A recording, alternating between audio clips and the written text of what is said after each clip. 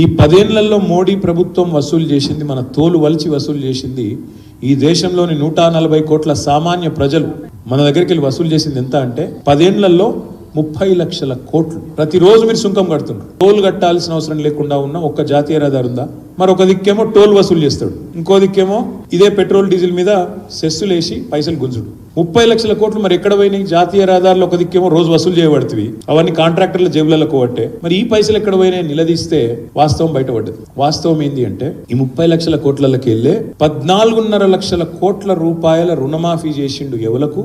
అదానికి, అంబానీకి, పెద్ద పెద్ద కార్పొరేట్లకు నరేంద్ర మోడీ. అంటే కాకులను కొట్టి గద్దలకు పెట్టినట్టు ఒక గిది నరేంద్ర మోడీ ప్రభుత్వం యొక్క నీతి. 14.5 లక్షల కోట్ల రుణమాఫీ. నేను చెప్పేది మీకు ఎవరికన్నా కథలకు కనిపిస్తే, నేను చెప్పేది తప్పు అనిపిస్తే, గిన్ని కెమెరాల ముంగట చెప్తున్నా, నేను చెప్పేది తప్పని కిషన్ రెడ్డి, బండి సంజయ్ రుజువు చేస్తే రేపు నా ఎమ్మెల్యే పదవి రాజీనామా చేసి వాళ్ళకి